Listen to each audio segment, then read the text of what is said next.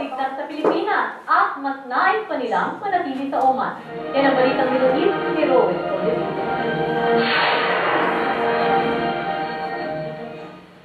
Hindi makapaniwala ang ilang Pinoy dito sa Oman sa malagim na sinapit ng 13 katao kasama ang isang mataas na opisyal ng PNP na napatay sa Atemonan, Quezon. Kamakailan, sabi ni Secretary de Lima, walang shootout na nangyari sa Atemonan base sa testimonya at reenactment na ginawa ng mga testigo.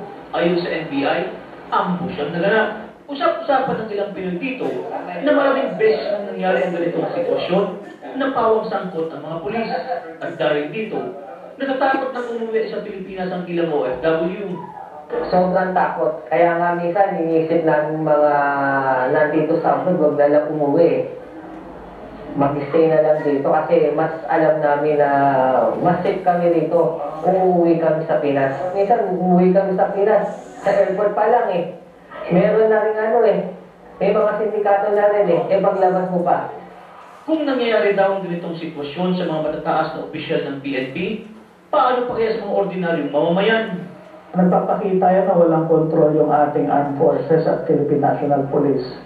Imbis daw PNP ang magtanggol sa mga mamamayan, sila pa ang sasangkot sa mga kriminalidad. Dahil dito, nawawala ng tiwala ang ilan nating mga kababayan sa PNP.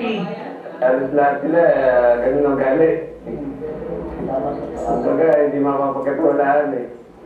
Nandiyan yung mga piping, yung mga adik, yung mga namimigay ng baril. Pagkalasing ginagawang panakot ng baril, nagpapatutok sila. Paniwala nila, mababawasan ang krimen kung ipapatupad ni Pinoy ang total gun ban. Maganda po yun na ideklara na ni Pinoy na magkaroon po na totally gun ban sa buong Pilipinas kasi po para po sa kaligtasan na rin po ng bawat mamamayan. Pero meron ding tutol sa gun ban. Dapat, instead of gun ban, paigtingin yung pagkolekta ng mga loose firearms o yung mga firearms na hindi rehistrado. Kasi ang gun ban, pinaprevent mo lang yung pagdikdik ng mga rehistradong baril sa labas ng residences ng mga legitimate gun owners.